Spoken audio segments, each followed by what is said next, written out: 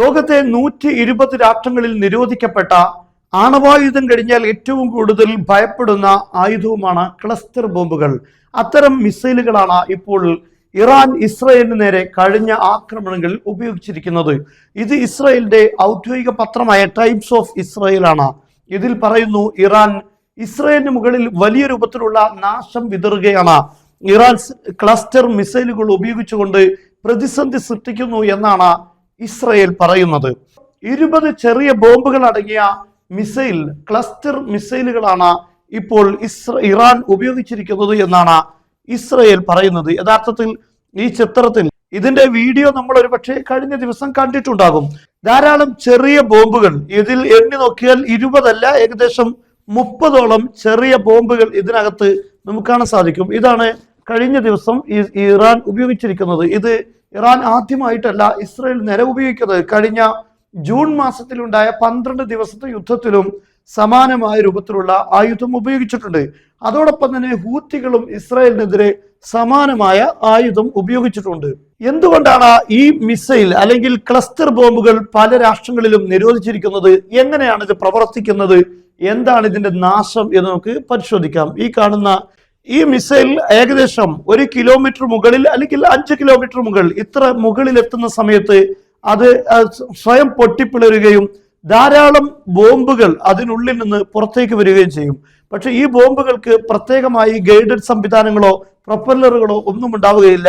അത് ഏതെങ്കിലും സ്ഥലങ്ങളിൽ പോയി പതിക്കുമെന്നതാണ് അതിനുള്ള വലിയ രൂപത്തിലുള്ള അപകടം. ഇതാണ് കഴിഞ്ഞ ദിവസം ഈ ഇറാൻ ഇസ്രായേലിന് നേരെ ഉപയോഗിച്ചിരിക്കുന്ന ക്ലസ്റ്റർ മിസൈൽ. ഇതിൽ നമുക്ക് കാണാൻ സാധിക്കും, ഇവിടെ വെച്ചുകൊണ്ട് ആ മിസൈലിന്റെ വാർഹെഡ്, അതിന്റെ മുന പിളരുകയും ചെറിയ ബോംബിൽ 2.5 കിലോഗ്രാം ഭാരമുള്ള സ്ഫോടക വസ്തുക്കളാണ് എന്നാണ് പറയുന്നത്. ഇതുണ്ടാക്കുന്ന ദുരന്തം പല രീതിയിലാണ്. ഒന്ന്, വലിയൊരു വൈഡ് ഏരിയയിൽ വലിയ രൂപത്തിലുള്ള പ്രശ്നങ്ങൾ ഉണ്ടാക്കുന്നു. ഇറാൻ പറയുന്നത് ഏകദേശം 80 ഇതുപോലുള്ള സ്ഫോടക വസ്തുക്കൾ അടങ്ങിയ 50 ചെറിയ ബോംബുകൾ അടങ്ങിയ മിസൈലുകളും ഇറാന്റെ കയ്യിൽ ഉണ്ട് എന്നാണ്. ഇതിപ്പോ 25 30 ബോംബുകൾ മാത്രമാണ് ഇതിൽ ഉൾക്കൊണ്ടിട്ടുള്ളത്. എന്നാൽ കൂടുതൽ ബോംബുകൾ അടങ്ങിയ വലിയ മിസൈലുകളും ഉണ്ട് എന്നാണ് ഇറാൻ പറയുന്നത്. എന്നാൽ ഇതുണ്ടാക്കുന്ന ദുരന്തം ഞാൻ പറഞ്ഞു, ഒരു വലിയ ഏരിയ, ആളുകൾ താമസിക്കുന്ന ഭാഗങ്ങളിലെല്ലാം വലിയൊരു ഏരിയയിൽ ഇതിന്റെ സ്ഫോടനങ്ങൾ ഉണ്ടാകുന്നു.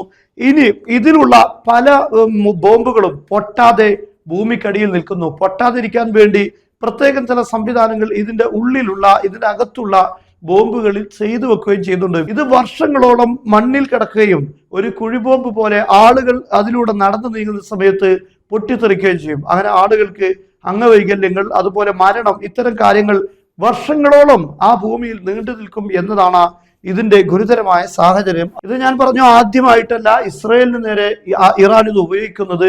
യഥാർത്ഥത്തിൽ നമ്മുടെ നാട്ടിലെ മാധ്യമങ്ങളൊക്കെ ഇപ്പോഴാണ് ഇത് ചർച്ച ചെയ്യുന്നതെങ്കിലും ഈ കാര്യം നമുക്കറിയാം. ജൂൺ മാസത്തിൽ ഇറാൻ ഇസ്രയേലിനെതിരെ ഉപയോഗിച്ച സമയത്ത് വന്ന വാർത്തകളാണ്. Iran fires cluster bomb at Israel.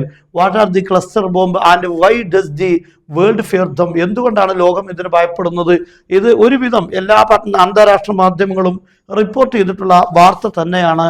അതേ സമയത്ത് ഈ ഒരു വാർത്ത നമ്മളാണ് ആദ്യം പറയുന്നതെങ്കിൽ എത്ര ആളുകളാണ് തള്ളിമറിക്കുന്നു എന്നൊക്കെ പറയുന്നത്. ഇന്നലെ ഞാൻ പറഞ്ഞു, ഒരു യുദ്ധവിമാനം അമേരിക്കയുടെ F-15 ഇറാന്റെ പ്രതിരോധ സംവിധാനങ്ങൾ ഉപയോഗിച്ച് തകർത്തു എന്നതിന്റെ പ്രാഥമിക റിപ്പോർട്ടുകൾ വരുന്നു എന്ന് പറഞ്ഞിരുന്നു. ഇന്നിപ്പോൾ അത് സ്ഥിരീകരണം വരികയാണ്. ഒരുപക്ഷെ നമ്മുടെ മാധ്യമങ്ങളിൽ കുറച്ചുകൂടെ കഴിഞ്ഞാൽ വരാനുള്ള സാധ്യതയുണ്ട്. ഇന്നലെ നമ്മൾ അമേരിക്ക ആക്രമിച്ചു എന്ന് പറഞ്ഞ കപ്പലിനെ കുറിച്ച്, അത് ശ്രീലങ്ക വഴി ഇന്ത്യയിലേക്ക് വിസിറ്റ് ചെയ്യാൻ വന്ന ഒരു കപ്പലായിരുന്നു. അതേസമയത്ത് തിരിച്ചു പോരുന്ന സമയത്ത് അന്താരാഷ്ട്ര കടലിൽ വെച്ചാണ് ഈ ഒരു ആക്രമണം ഉണ്ടായിരിക്കുന്നത് എന്ന് നമ്മൾ സൂചിപ്പിച്ചിരുന്നു. പക്ഷെ ഇന്ന് അത് നമ്മുടെ നാട്ടിലെ മാധ്യമങ്ങൾ പറയുന്നു. ഇന്നലെ നമ്മൾ പറഞ്ഞപ്പോൾ അത് വിശ്വസിക്കാൻ പറ്റുന്നില്ല.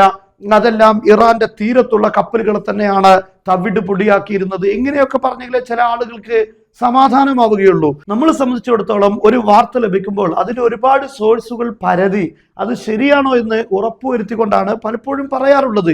പക്ഷെ അന്താരാഷ്ട്ര മാധ്യമങ്ങളിൽ ഒരുപക്ഷെ തെറ്റ് വന്നാൽ അത് നമ്മുടെ അടുക്കലും അത് പിഴവ് സംഭവിക്കാനുള്ള സാധ്യതയുണ്ട്.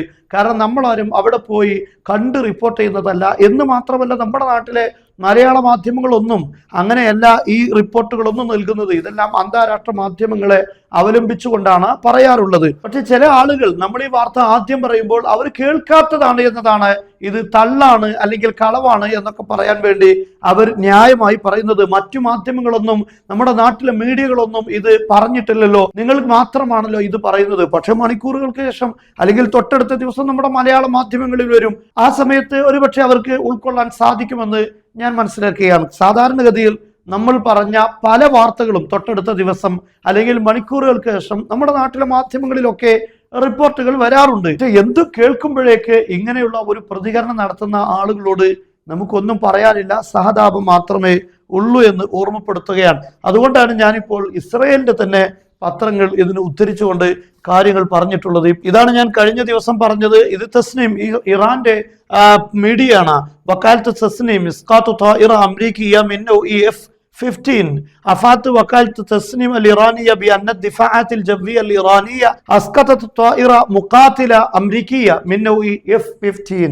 അമേരിക്കയുടെ F-15 എന്നറിയപ്പെടുന്ന യുദ്ധവിമാനം കഴിഞ്ഞ ദിവസം ഇറാന്റെ പ്രതിരോധ സംവിധാനങ്ങൾ തകർത്തു എന്ന റിപ്പോർട്ടുകൾ വരുന്നു. ഇത് RT ആണ് ഈ വാർത്ത റിപ്പോർട്ട് ചെയ്തിട്ടുള്ളത്. അതുപോലെ കഴിഞ്ഞ ദിവസം അമേരിക്കയുടെ ഒരു ഡിസ്ട്രോയർ തകർത്തു എന്ന വാർത്ത നമ്മൾ പറഞ്ഞിരുന്നു. കാരണം ഇറാനിൽ നിന്ന് അങ്ങനെയുള്ള ഒരു വാർത്ത വന്നിരുന്നു. ഇപ്പോൾ ഡിഫൻസ് സെക്യൂരിറ്റി ഏഷ്യ എന്ന് പറയുന്ന ചാനലിൽ ഈ കാര്യം കൃത്യമായി രേഖപ്പെടുത്തിയിട്ടുണ്ട്.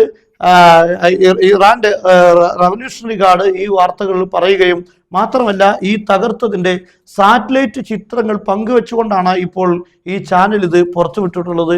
അപ്പോൾ ഇതൊന്നും ഒരിക്കലും ഇല്ലാത്തത് പറയുന്നതല്ല. ഇതിന് ആധികാരികമായ ന്യൂസുകൾ വളരെ കൃത്യമായി മനസ്സിലാക്കിയതിന് ശേഷമാണ് ഈ കാര്യങ്ങൾ പറയുന്നത്. ഇറാന്റെ റവല്യൂഷണറി ഗാർഡിന്റെ വാർത്തയുണ്ടായിരുന്നു, അത് അവലംബിച്ചുകൊണ്ടാണ് ഞാൻ കഴിഞ്ഞ ദിവസം പറഞ്ഞത്.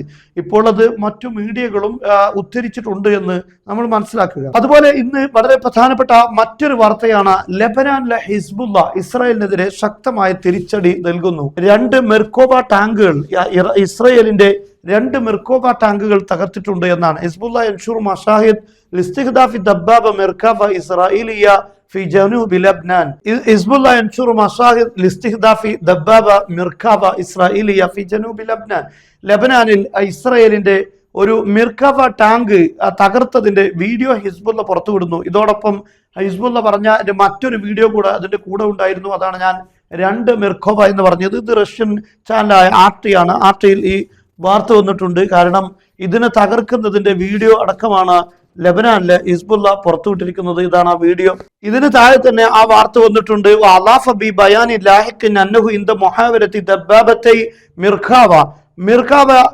التقدم تباعا لصحب الدبابة المستهدفة في تل نحاس.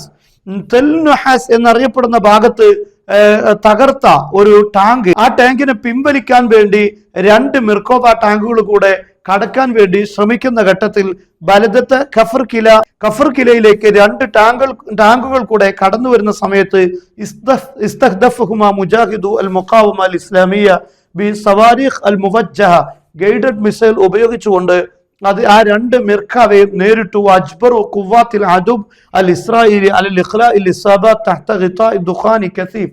അവിടുന്ന് പിന്നീട് ആ അപകടം പറ്റിയ ആളുകളെ കൊണ്ടുപോകാൻ വേണ്ടി വലിയ രൂപത്തിലുള്ള പുക പുറപ്പെടുവിക്കുന്ന ആയുധങ്ങൾ ഉപയോഗിച്ച് കണ്ണിൽ നിന്ന് മറ സൃഷ്ടിച്ചുകൊണ്ടാണ് അവരവിടുന്ന് രക്ഷപ്പെടുത്തിയത് എന്നാണ് ഹിസ്ബുള്ള ലബനാനി പറയുന്നത്. കഴിഞ്ഞ രാത്രി ഹിസ്ബുള്ളയും അതിശക്തമായ രൂപത്തിലുള്ള മിസൈൽ ആക്രമണം ഇസ്രായേലിന് നേരെ നടത്തിയിട്ടുണ്ട്.